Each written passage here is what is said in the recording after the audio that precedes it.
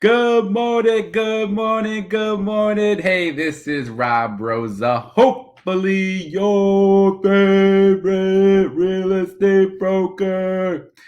Hey, listen, this morning I did want to go over something that is a little bit of a sensitive subject because not really a lot of people like to talk about it, but I have found myself in situations where I need to be available to help people get to the next step, take care of challenges that are happening with their families, with friends, with situations. And that's all about estate planning.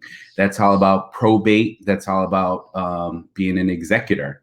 So, one of the first things that I wanted to go over with you, and I think this is really important because you want to be involved if you're in this situation with people who really pretty much know what they're doing. And so, one of the things that I've done, in my 19 years of real estate experience is that I have become educated and certified in being a probate real estate specialist. Well, how does this help me? You might be saying. Well, basically, I have that knowledge, I have that experience that if you find yourself in this position, I'm available to help you. I do understand some of the things that you might be going through. I do understand what the next steps are to be most efficient and effective and to help out your family member and friends the best way possible. So that's what I really kind of wanted to go over with you today is how to be a good executor, how to meet some of the challenges of managing an estate and taking care of those things. What are some of the steps that you should be doing? And I do want to make it clear, this isn't information that I just sit there and kind of draw up. I did actually get this information from an excellent article at, believe it or not, on AARP, which I am a member of. Yes, I'm over 50. And Sharon Waters is the person who pretty much wrote this, but I did want to go over some of these things with you. So when we talk about being an executor, it's really not an easy job. You might be the friend or relative of someone, and you're the final administrator of that deceased person's estate. I mean, you took on a job here that will take some time and some energy, and it could get complicated pretty quick and easy. So you want to make sure that you understand maybe some of the paperwork that needs to be done. There is a very, very much of a human side to this because you're talking about working with heirs, right? You're talking about that there might be some sibling or domestic squabbles, and that's something that you have to be really careful of too, that you understand you're getting into it. And it really is, even though maybe you might make a little bit of money from it, it really is a labor of love. So what I wanted to do is, kind of put it out there that, hey, if you become an executor, it's not an easy job. You need to be patient. And some of these next steps I'm going to go over with you are pretty much to help you understand, hey, do your best, the best you can to be most efficient, and we'll kind of give you some more info about that to help you. So the next step is making sure that you talk it over. Well, do you understand that deceased person's wishes, right? What is it that they really wanted for their estate? You might need to sit down and have a cup of coffee with them if they tell you, hey, listen, God forbid when the day comes, which, I guess it comes for all of us sooner or later. I want you to be my executor. Well, say to them, hey, if you want to be your executor, let me know exactly what you're looking for. Have maybe that little bit of that uncomfortable conversation, because in the long run, you want to handle it the way that they want you to. And I think that that's really most important. Starting the paperwork. So when we talk about that, really, you being an executive, nothing can happen until you locate the will. And we're not talking about a copy, right? you actually have to have the original will. And that is something that needs to be filed with the death certificate and the probate court to obtain a letter of testamentary, which recognizes you as the executor. So you really can't do nothing until you have that copy of the will. So keep that in a safe place, keep that in a place where you know it will be.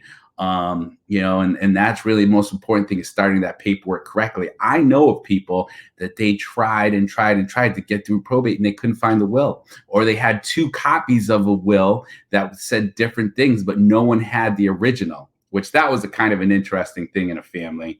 You're kind of looking at the brother and the sister. Okay, how come there's two different copies of the will, but no one has the original? Okay, for when the mother had passed away.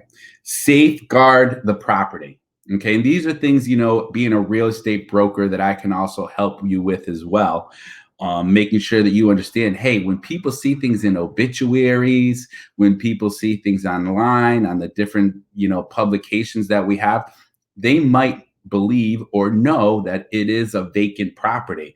And, you want to make sure that you lock everything up and secure all the stuff. Even, and this gets a little bit crazy, especially if you're a friend of the family, well, then who do you know which heirs are going in the home when, and who's touching the personal property, and who's taking what? And that could become, that's things that have broken up families before, especially during a difficult time when someone has passed away.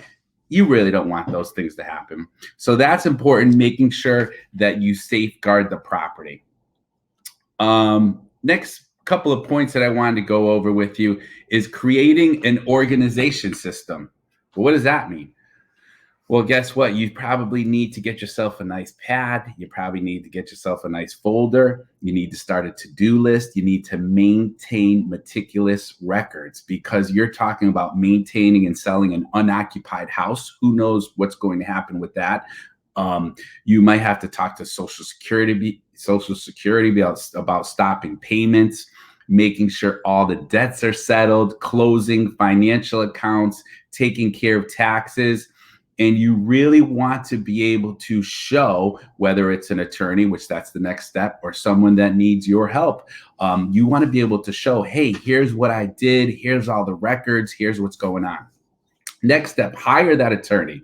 Now, do I have an attorney that I would recommend? Of course I do. I have people that I trust, that I think can help you every step of the way. But go to someone that you feel most comfortable with, right? And making sure that you're covering everything with the liability and so forth, because you don't want to do things the wrong way. I know one woman in particular that she was trying to sell some land, and really the records were not kept. She had all kinds of money with the probate that was from the accounts, and she spent some of that money, and the brother was mad, and before you know it, she's yelling and screaming. And this kind of stuff sometimes even happens right in front of me. She's yelling and screaming to the brother that she didn't do anything wrong, and he's yelling and screaming that she's ripping him off. And keep those notes, stay organized, hire an attorney, and brace yourself for these kinds of conflicts, because they do happen. We are all human beings. We've gone through so much already now this past year or two with the wonderful world of COVID. And, there's a lot of emotions riding high with a lot of people. There might be jealousy in families. There might be resentment. And there might not be trust. It might be hard to trust your sibling if maybe your whole life there was never trust before, and maybe there were other events and conflicts that happened in the past. So, whether it's transparent or not, you want to be as transparent as possible. You want to keep those records. You want to be able to show the attorney, the heirs, the siblings, hey, here's what I did. Boom, boom, boom, boom. And that way there's no problems. There's no issues. Carefully distributing personal items. Wow. With some families, I guess it depends on who gets there first, right? With other families, They might fight about sentimental items like who's going to get grandma's this and who's going to get papa's this. And, it can become a really touchy situation about dividing possessions. So carefully distribute them. Make sure you're doing things the right way. And that way, there's going to be less issues of you having problems. All right. How about preparing the ears to be patient? Do you think that is important? Yes. You want to make sure that those ears understand, hey, right now we can't do anything until all the taxes are paid, all the debts are settled. And then when everything is signed off, when everything is released from the probate court, right? Then you're going to be able to make sure that everything is done the right way. Finding that joy in some of that mundane work. I put mundane there, I apologize, right? You're going to want to make sure again, hey, how can I help out that deceased person, your mother, your father, your sister, brother, with what they wanted in that way? So find joy in it. Look to the skies and say your prayers and explain to that deceased person, if that makes you feel better, I don't know, saying, hey, listen, I want to do what you want me to do, and you're going to try to find joy in that. Or really, when it comes down to it, just say no. If it's something that you feel that you can't do, if it's something that's just beyond you, that you feel nervous about, just say no. If you don't feel up to the responsibilities, you're allowed to decline. It's not something that you have to do. No one can force you to be an executor. A court can't appoint you to that role without your consent. So you might say, hey, I'm very flattered, to the person when they approach you on that, but maybe it's something that you can't do, and it's better to be honest with them. And lastly, end on a high note. So, what does that really mean? Is that handle the process as fairly as possible, as efficiently as possible, making sure that you're doing it with a good heart, that you're being sincere, that you are really doing the wishes of that deceased person. And then you will know that you did the right thing. And then ultimately you will feel more comfortable with what you did and how you finalize things. So, my friends, a little bit of a touchy scenario, but hopefully you learned from it. Hopefully it gave you some steps and ideas to be more educated about probate, to understand a little bit more about being an executor. If you need more help, of course, I'm available. If, God forbid, you need help with a family member or friend and maybe they pass away and you need help with real estate, of course, I'm available. And I will be able to approach it in a way that is going to be correct with you, be correct with your family members, understanding, hey, there's a lot of emotions involved. There's a lot of condolences that need to be said, and things have to be handled in a professional way. So that is Rob Rosa, pretty much signing out today.